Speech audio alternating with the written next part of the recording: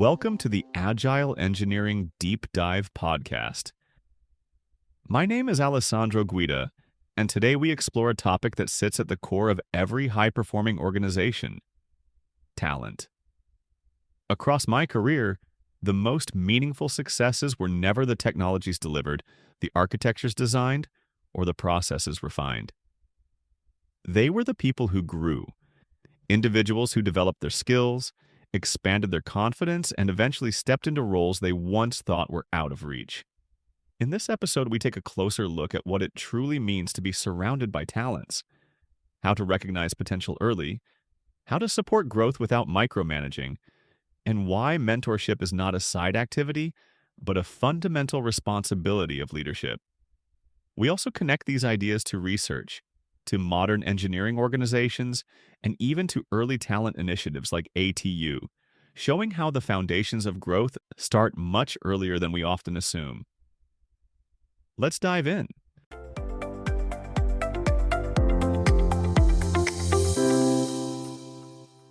Welcome back to the Deep Dive. We're here to take that stack of sources you give us, articles, research, reflections, and really just pull out the most critical insights to give you that shortcut to being well-informed. Today, we're diving into a topic that I think really defines the line between good leadership and truly exceptional leadership. And that's the deliberate cultivation of world-class talent. Our source material today is especially compelling. It's all drawn from the career reflections of a pretty seasoned executive. And this leader, they keep coming back to one central idea, that their biggest achievements were never the products. They weren't the quarterly earnings. Right. Not the stuff you put on a slide. Exactly. It was the people who grew around them, the ones who later became architects, innovators, managers, leaders themselves. And this outcome, this idea of being surrounded by talents, it clearly wasn't a fluke. No, not at all. And that's really our mission for this deep dive. We want to map out those conditions for you. We're pulling out the core principles that let this leader create an environment where people could, and this is their quote, grow faster than they expected. That's a powerful idea. It is. This isn't just theory. It's a practical framework for building a team that's resilient and, high-performing on its own. Okay, let's unpack this. And I think we have to start at the very beginning. How do you even spot those early signs of talent in the first place?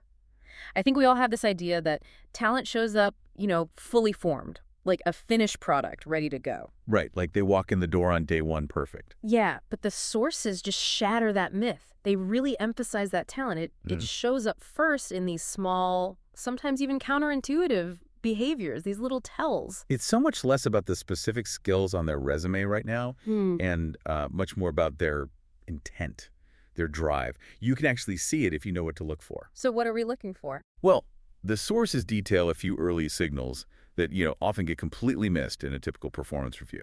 For instance, think about the person whose curiosity just keeps a conversation going. Yeah.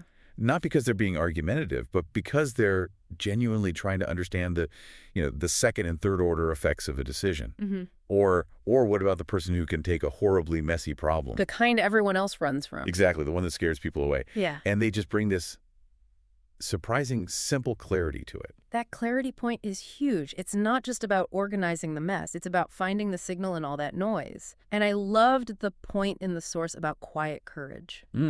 Tell me about that. The courage to challenge a flawed assumption in a big meeting. When everyone else is just staying silent to keep things harmonious, that takes something. It really does. Yeah. And that's the insight, right? Talent is probably everywhere, statistically speaking. Yeah. But the recognition of it is not. A leader has to deliberately look for potential, not perfection. If you look at the people who grew the fastest, it wasn't just about raw intelligence. It was about intent. They just had this deep personal desire to move forward, to get better, and they took ownership of that journey. Right. And when that mindset is there, the skills, they follow very, very quickly. So it's like strong talent kind of recruits itself, but only if the leader is tuned to the right frequency. That's a great way to put it. And we're looking for a few specific traits. First, this natural sense of ownership. You don't have to chase them for results. Okay. Second, the discipline to deliver, even when things are uncertain. And maybe the most important one, a knack for simplifying complexity and just navigating ambiguity without losing momentum. They just get that the path isn't always clear and they drive forward anyway. So, okay, if spotting those little behaviors is the first step, how do we actually accelerate their growth? This gets us right into the heart of mentorship. And the sources really redefine what a mentor does here. It's less about being a teacher who just, gives out all the answers. Right. It's much more about being a leader who creates a framework, an environment that enables that person to solve their own problems. It's about empowerment, not just instruction. And looking through the material, I saw 3 really clear principles for that. First, you give clear direction, the why and the what, but you leave the how completely up to them. Second, your main job is often just removing obstacles, getting the bureaucracy out of their way so they can actually do the work. And that third one is, I think, the hardest for most leaders. It's trusting people early, often before they've even proven they can do it, and definitely before they fully trust themselves in that new role. Okay, that idea of early trust, I love it in theory, but let's get practical. How do you manage the risk? You're handing over something important to someone who's still, learning. The leader and the sources, they just saw the risk differently. They thought the cost of not trusting someone, which is just stagnation, was way higher than the risk of them failing. Because a failure is a learning opportunity. Ah, that's a key reframing. It is. The secret is in the balance. You have to set expectations high, intentionally high, but you couple that with just steady, unwavering support. And this is where the practical experience lines up perfectly with the academic research. Oh, I found this part fascinating. Yeah, the sources actually bring up Lev Vygotsky's work on the zone of proximal development, the ZPD. Right, the ZPD. It's that crucial space where learning happens fastest. It's not just about giving support. The challenge itself has to be in that sweet spot, so it's beyond what they can currently do on their own. So a good stretch assignment should feel like maybe a 95% chance of success, not 100%. And definitely not 50%. Exactly. You are supported. You're not being thrown in the deep end, but you are also not being shielded from the difficulty.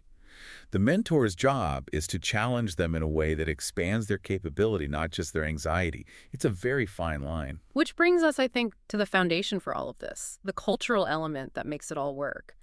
This leader kept coming back to one core truth. People grow fastest when they feel profoundly, as they put it, psychologically safe. And it's an important distinction, right? We're talking about safe, not comfortable. That's the key. Totally different things. Safety here means the environment allows for the behaviors you need for rapid learning. Like what? Well, it means it's safe to ask the stupid question that clarifies everything. It's safe to experiment with an approach that might not work out. And maybe most importantly, it's safe to admit what you don't know. Without fearing that it's going to be, a career-limiting move. Precisely.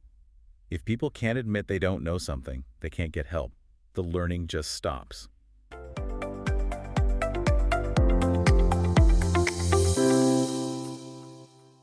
And this is, again, powerfully backed up by research. Amy Edmondson's work on this is seminal. Her research just confirms that teams where people feel safe to take interpersonal risks, they learn faster and perform so much better. So you're turning vulnerability into an actual strategic advantage. A safe team can find and fix its own mistakes way faster than a team that's busy trying to hide them. Absolutely. And when you get this right, you start to think about success and retention differently. The ultimate metric of success for this leader wasn't keeping someone in a role forever. It was when they outgrew the role? It was the moment someone outgrows their role and moves on, whether that's inside the company or somewhere else. Okay, but let's push on that. That's a great philosophy, but there's a real short-term operational hit when your star player leaves. How do you manage that cost? You manage it structurally. See, if you as the leader view their departure as a loss, you're missing the point. You're missing the multiplier effect. What do you mean by multiplier effect? When you develop someone so well that they leave for a bigger role, it proves your system works. And it means the next person on the team is ready to step up into their own stretch assignment. The whole organization gets stronger. So decision-making gets better because more people see the big picture. Right. Delivery gets faster because ownership is spread out. Innovation goes up because people feel safe suggesting wild ideas. The organization itself becomes resilient. And that resilience is stronger than any single person or process. Infinitely stronger. Yeah. It's about knowing how to adapt, how to absorb a shock, and how to backfill capability when a star moves on. That makes a lot of sense. But even the best leaders can mess this up. Let's talk about the common mistakes, the traps we need to avoid. The reflections pointed to 3 really big ones. The first is maybe the toughest one, emotionally. It's keeping your top performers in their roles too long because they're too important to lose. Oh, it's such a killer. It's a short-term win that is a guaranteed long-term loss. It just crushes motivation. Okay, what's the second trap? Giving praise without also raising the bar. If praise doesn't come with a new, higher expectation, it just becomes a ceiling. It tells someone, you're done, you've arrived. And that's the opposite of the goal. And the third one, which feels the most insidious, is confusing mentoring with micromanaging. Yes. This one is so subtle, it looks like helping. The leader steps in too quickly to solve a problem for the team instead of helping them figure it out themselves. And that just creates dependency. Total dependency. It signals a deep lack of trust.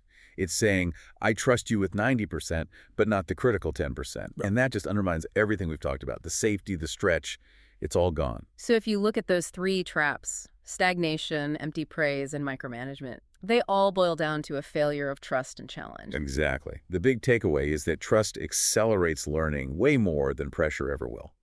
And honest, timely feedback is the fuel that keeps that momentum going. Okay, let's pull all this together. We've talked about spotting potential, building trust, psychological safety. What are the cultural elements that make this all work? It's a culture where curiosity is valued more than certainty, where trust is given up front, where expectations are high, and where the leader's main job is just removing friction.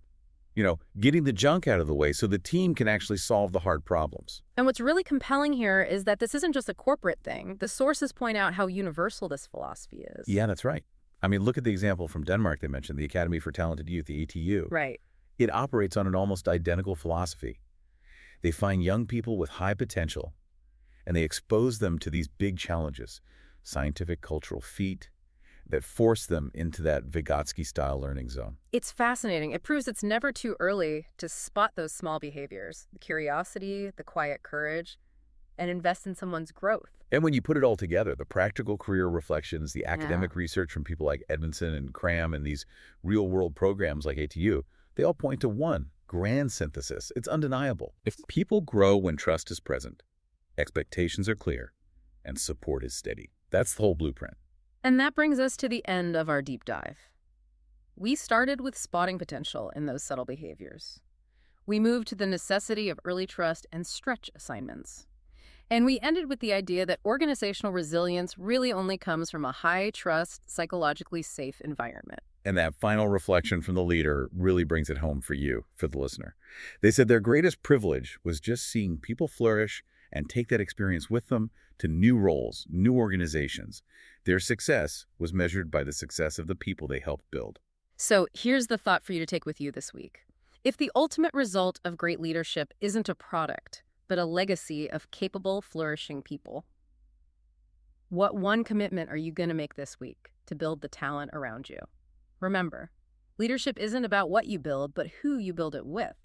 Thanks for joining us for this deep dive.